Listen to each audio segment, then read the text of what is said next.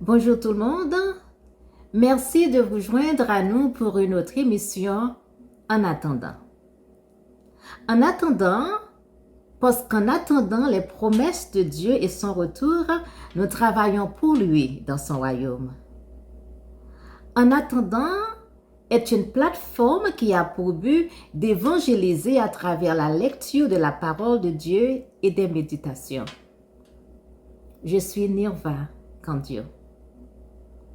Je prie pour que ces écritures que nous allons vous lire vous enseignent, vous transforment et vous libèrent.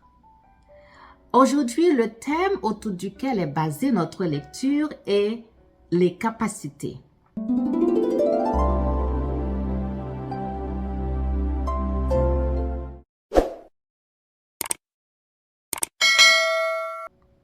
Dieu a donné à chacun de nous des dons ou des habiletés pour travailler dans son royaume. Personne n'est venu sur terre sans rien faire. Donc, c'est à nous de chercher ce à quoi Dieu nous a appelés quand nous sommes tous capables. La parole nous dit que dans Jude 1er, verset 24, « Or, à celui qui peut vous préserver de toute chute et vous faire paraître devant sa gloire irrépréhensible et dans l'allégresse. » Éphésiens 4, verset 11. « Et il a donné les uns comme apôtres, les autres comme prophètes, les autres comme évangélistes et les autres comme pasteurs et docteurs. » Exode 4, versets 10 à 14. Moïse dit à l'Éternel, « Ah, Seigneur, je ne suis pas un homme qui a la parole facile, et ce n'est ni d'hier, ni d'avant-hier, ni même depuis que tu parles à ton serviteur, quand j'ai la bouche et la langue embarrassées. » L'Éternel lui dit, « Qui a fait la bouche de l'homme? Et qui rend muet ou sourd, voyant ou aveugle? N'est-ce pas moi, l'Éternel? Va donc, je serai avec ta bouche, et je t'enseignerai ce que tu auras à dire. » Hébreux 7, verset 25. C'est aussi pour cela qu'il peut sauver parfaitement ceux qui s'approchent de Dieu par lui, étant toujours vivant pour intercéder en leur faveur. 1 Timothée 4, versets 7 et 8. Repousse les contes profanes et absurdes. Exerce-toi à la piété, car l'exercice corporel est utile à peu de choses, tandis que la piété est utile à tout, ayant la promesse de la vie présente et de celle qui est à venir. Romains 4, verset 21. Et ayant la pleine conviction que ce qu'il promet, il peut aussi l'accomplir. Matthieu 25, verset 21. Son maître lui dit, « C'est bien, bon et fidèle serviteur. Tu as été fidèle en peu de choses, je te confierai beaucoup. Entre dans la joie de ton maître. » 1 Roi 7, versets 14 et 40. Fils d'une veuve de la tribu de Nephtali et d'un père tyrien qui travaillait sur les reins. Hiram était rempli de sagesse, d'intelligence et de savoir pour faire toutes sortes d'ouvrages d'airain. Il arriva auprès du roi Salomon et il exécuta tous ses ouvrages. Hiram fit les cendriers, les pelles et les coupes. Ainsi, Hiram acheva tout l'ouvrage que le roi Salomon lui fit faire pour la maison de l'Éternel. De Corinthiens 12, versets 9 et 10. Et il m'a dit, « Ma grâce te suffit, car ma puissance s'accomplit dans la faiblesse. Je me glorifierai donc bien plus volontiers de mes faiblesses, afin que la puissance de Christ repose sur moi. C'est pourquoi je me plais dans les faiblesses, dans les outrages, dans les calamités, dans les persécutions, dans les détresses pour Christ. Car quand je suis faible, c'est alors que je suis fort. Daniel 3, verset 17. Voici, notre Dieu que nous servons peut nous délivrer de la fournaise ardente et il nous délivrera de ta main, ô roi. 2 Corinthiens 3, verset 5. Ce n'est pas à dire que nous soyons par nous-mêmes capables de concevoir quelque chose comme venant de nous-mêmes. Notre capacité, au contraire, vient de Dieu. Romains 12, versets 6 à 8. Puisque nous avons des dons différents selon la grâce qui nous a été accordée, que celui qui a le don de prophétie l'exerce selon l'analogie de la foi, que celui qui est appelé au ministère s'attache à son ministère, que celui qui enseigne s'attache à son enseignement, et celui qui exhorte à l'exhortation.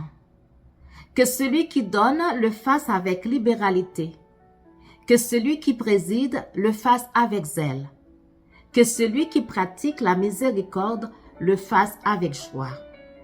Hébreux 11, verset 26. Regardons l'opprobre de Christ comme une richesse plus grande que les trésors de l'Égypte, car il avait les yeux fixés sur la rémunération. Deutéronome 8, verset 18. Souviens-toi de l'Éternel, ton Dieu, car c'est lui qui te donnera de la force pour les acquérir, afin de confirmer, comme il le fait aujourd'hui, son alliance qu'il a jurée à tes pères. Philippiens 4, verset 13. Je puis tout par celui qui me fortifie. Matthieu 25, verset 15.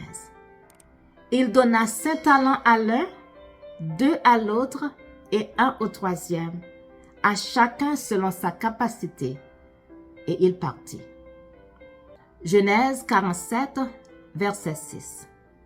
Le pays d'Égypte est devant toi. Établis ton père et tes frères dans la meilleure partie du pays, qu'ils habitent dans le pays de Gozan. Et si tu trouves parmi eux des hommes capables, mets-les à la tête de mes troupeaux. 1 Samuel 17, verset 32 à 37. David dit à Saül, que personne ne se décourage à cause de ce Philistin. Ton serviteur ira se battre avec lui. Saül dit à David, tu ne peux pas aller te battre avec ce Philistin, quand tu es un enfant. Il est un homme de guerre dès sa jeunesse. David dit à Saül, ton serviteur faisait paître les brebis de son père. Et quand un lion ou un ours venait en enlever une du troupeau, je courais après lui, je le frappais et j'arrachais la brebis de sa gueule. S'il se dressait contre moi, je le saisissais par la gorge, je le frappais, je le tuais. Et c'est ainsi que ton serviteur a terrassé le lion et l'ours, et il en sera du Philistin de cet circoncis comme de l'un d'eux, car il a insulté l'armée du Dieu vivant. David dit encore, l'Éternel qui m'a délivré de la griffe du lion et de la patte de l'ours me délivrera aussi de la main de ce Philistin. Et Saül dit à David, va, et que l'Éternel soit avec toi. Amen. Marc 6, versets 2 à 6. Quand le sabbat fut venu, il se mit à enseigner dans la synagogue. Beaucoup de gens qui l'entendirent étaient étonnés et disaient, d'où lui viennent ces choses? Quelle est cette sagesse qui lui a été donnée? Et comment de tels miracles se font-ils par ses mains?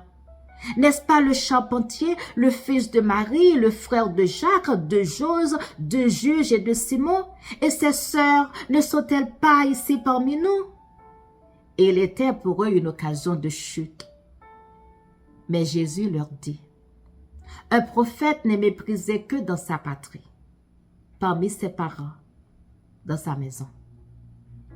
Et il ne put faire là aucun miracle, si ce n'est qu'il imposa les mains à quelques malades et les guérit. » Et ils s'étonnaient de leur incrédulité. Jésus parcourait les villages d'alentour en enseignant. Acte 6, verset 8. Étienne, plein de grâce et de puissance, faisait des prodiges et de grands miracles parmi le peuple. 2 Corinthiens 11, versets 5 et 6. Or, j'estime que je n'ai été inférieur en rien en ces apôtres par excellence. Et si je suis un ignorant sous le rapport du langage, je ne le suis point sous celui de la connaissance. Et nous l'avons montré parmi vous à tous égards et en toutes choses. Deutéronome 16, verset 17. Chacun donnera ce qu'il pourra, selon les bénédictions que l'Éternel, ton Dieu, lui aura accordées. 2 Corinthiens 9, verset 8. Et Dieu peut vous combler de toutes sortes de grâces, afin que, possédant toujours en toutes choses de quoi satisfaire à tous vos besoins, vous ayez encore en abondance pour toute bonne œuvre. Philippiens 3, verset 21. Qui transformera le corps de notre humiliation en le rendant semblable au corps de sa gloire par le pouvoir qu'il a de s'assujettir toutes choses. De Timothée 1, verset 12. Et c'est à cause de cela que je souffre ces choses, mais j'en ai point honte, car je sais en qui j'ai cru, et je suis persuadé qu'il a la puissance de garder mon dépôt jusqu'à ce jour. Éphésiens 3, verset 20. Or, à celui qui peut faire par la puissance qui agit en nous, infiniment au-delà de tout ce que nous demandons ou pensons. Exode 15, verset 6. Ta droite, ô Éternel, a signalé sa force. Ta droite, ô Éternel, a écrasé l'ennemi. Matthieu 9, verset 28. Lorsqu'il fut arrivé à la maison, les aveugles s'approchèrent de lui, et Jésus leur dit, « Croyez-vous que je puisse faire cela? » « Oui, Seigneur, lui répondirent-ils. Jean 6, verset 37. Tous ceux que le Père me donne viendront à moi, et je ne mettrai pas dehors celui qui vient à moi. Jean 15, verset 5. Je suis le cep, vous êtes les sarments. Celui qui demeure en moi et en qui je demeure porte beaucoup de fruits, car sans moi, vous ne pouvez rien faire. 2 Corinthiens 9, verset 7. Que chacun donne comme il a résolu en son cœur, sans tristesse ni contrainte, car Dieu aime celui qui donne avec joie. Amen. Mes amis, ne laissez rien vous empêcher d'utiliser vos habiletés dans le royaume de Dieu sur la terre. Puisque vous avez tous des talents et des habiletés, commencez donc à les mettre à la disposition de Dieu et de vos semblables. Soyez disciplinés et demandez à Dieu de vous aider. Je profite de cette occasion pour vous dire que Jésus vous aime et il veut vous sauver. Il vous attend et il veut vous recevoir tel que vous êtes. Si vous n'avez pas encore accepté Jésus dans votre vie comme votre Sauveur et Seigneur, je vous invite à le faire. Jésus a dit, que servirait-il à un homme de gagner tout le monde s'il perdait son âme? Vous savez, accepter Jésus dans votre cœur est facile à faire. D'abord, vous devez admettre à Dieu que vous êtes un pécheur et de lui demander pardon pour vos péchés. Dans Romains 3, verset 23, la Bible dit « car tous ont péché et sont privés de la gloire de Dieu.